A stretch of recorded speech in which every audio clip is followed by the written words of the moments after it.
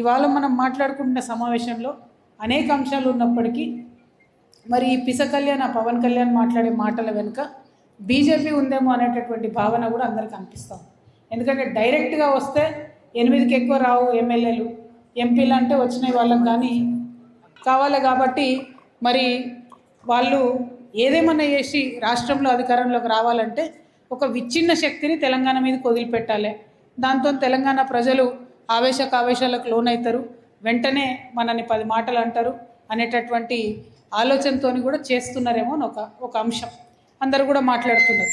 ఇంకొక పక్క హైదరాబాదులో ఈ మధ్య ఇందాక తేజ్దీప్ రెడ్డి మన ఆల్ ఇండియా ఫార్వర్డ్ బ్లాక్ చెప్పినట్టుగా హైదరాబాదులో మొత్తం సరౌండింగ్లో ఉన్నటువంటి మున్సిపాలిటీస్ అన్ని తీసి కూడా జిహెచ్ఎంసీలో విలీనం చేయడం అంటే హైదరాబాద్ మీద ఏమైనా కుట్ర చేస్తున్నారేమో అనేటటువంటి ఆలోచన కూడా వినిపిస్తుంది. అక్కడక్కడ మేధావి వర్గం కూడా మాట్లాడుతున్నారు. అంటే అల్టిమేట్గా ఇవాళ మనం ప్రతి జిల్లాకు పోయి, ప్రతి ఊరికి పోయి, ప్రతి మండల కేంద్రం పోయి ఇటువంటి సమావేశాలు పెట్టి మనకు కొంచెం బోర్ కొట్టినా మన ఫోన్ నుండి మనం దూరం ఉండాల్సి వచ్చినా చేయాల్సిన పని ఏంటంటే పొంచి ఉన్న ప్రమాదాన్ని ప్రజలకు వివరించాలి. ప్రజలు చాలా తెలివైన వాళ్ళు, రాజకీయంగా అవగాహన ఉన్నవాళ్ళు, మన ప్రజలు రాజకీయ చైతన్యం ఉన్నవాళ్ళు. కానీ ఎట్లయితే హనుమంతునికి తన బలం తాను పక్కోడు చెప్పేదాకా తెలియదో మన తెలంగాణ బిడ్డలకు కూడా పొంచి ఉన్న ప్రమాదానికి చెప్పేటటువంటి చైతన్య శక్తులు ఉండాలి, వారిని ముందుకు నడిపించేటటువంటి చోదక శక్తులు ఉండాలి. ఇవాళ ఇక్కడ వచ్చినటువంటి పెద్దలందరికీ కూడా నేను అందుకే శిరస్సు వంచి నమస్కరిస్తున్నా.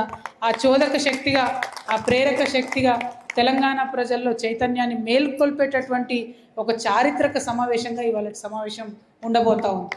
అంటే ఈజీగా కన్ఫ్యూజ్ అవుతాం మనం. ఒక సినిమా యాక్టర్ని వదిలేస్తే మనం డిస్కషన్ పాయింట్ అవుతుంది, దాని వెంటనే ఏమవుతుంది, అన్ని టీవీ ఛానల్ అదే ఇష్యూ చూపిస్తాయి, అన్ని పేపర్ వాళ్ళు అదే ఇష్యూ చూపిస్తుంది. ఆయన తెలుగులో ఇంటర్వ్యూ ఇస్తాడు, ఇక్కడ మాట్లాడతాడు, మళ్ళీ ఆంధ్రకు పోయి మళ్ళీ అక్కడ మాట్లాడతాడు, తమిళనాడుకు పోయి తమిళ్లో మాట్లాడతాడు, ఢిల్లీకి పోయి ఇంగ్లీష్లో ఏమంటాడు, నన్ను రానిస్తలేరు తెలంగాణ వాళ్ళని అక్కడ కొన్ని కాకమ్మ కబుర్లు చెప్తా ఉన్నాడు. సో ఈ అంశం అనేది మనం అర్థం చేసుకొని ఫస్ట్ నేను ఒక ఆడబిడ్డలకు మాకు ఎట్లుంటుంది అంటే ఒక అలవాటు ఉంటుంది. ఎవరన్నా మనల్ని ఏమన్నా అంటారనో లేకపోతే మా అస్తిత్వానికో మాకు భద్రతకి ఏమన్నా భంగం కలుగుతుంది అనుకున్నప్పుడు నాగపాము ఏం చేస్తే బుస్స్ అంటుంది, ఒకసారి కాటేది అన్నిసార్లు బుస కొడుతుంది ఒకసారి. సో ఆడబిడ్డలు కూడా ఒకసారి ఇట్లా చూస్తారు అన్నట్టు, చూడగానే అవతలోడు అక్కడే ఆగిపోవాలి. సో ఇవాళ తెలంగాణ సమాజం కూడా ఒక్కసారి కట్టెపట్టుకొని కన్నెరేయాల్సిన అవసరం ఉన్నది. వెంటనే ప్రమాదం ఉందని అంటలేను, తెలంగాణకు ప్రమాదం వస్తే ప్రాణాలు అర్పించి అడ్డుపడడానికి మేమున్నాం, తెలంగాణ రక్షణ సేన ఉన్నది. కానీ సమాజం అంతా మాత్రం ఒకసారి లేచి నిలబడి కట్టెపట్టుకొని కన్నెరేయాల్సిన అవసరం కూడా ఉన్నది. ముఖ్యంగా నేను మన యూత్కి విజ్ఞప్తి చేస్తూ ఉన్నా, పర్టికులర్లీ ఈ సినిమా యాక్టర్ల మాయల దయచేసి పడకండి.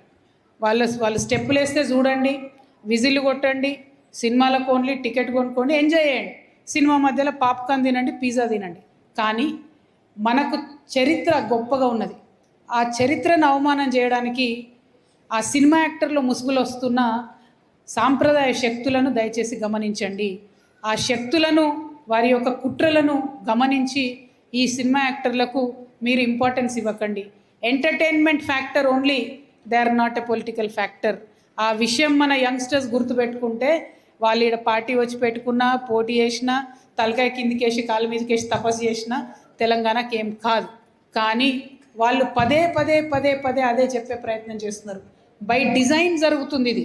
ఎందుకు ఇవాళ టీఆర్ఎస్ ఇక్కడ చర్చ పెడుతుంది? బై డిజైన్ జరుగుతుంది. ఆ డిజైన్ ఒకసారి అర్థం చేసుకుంటే దాన్ని ఛేదించడం పెద్ద పని కాదు. ఆ డిజైన్ దయచేసి తెలంగాణ సమాజం అర్థం చేసుకోవాలి, ముఖ్యంగా యంగ్స్టర్స్ అర్థం చేసుకోవాలని చెప్పి నేను రిక్వెస్ట్ చేస్తూ ఉన్నాను.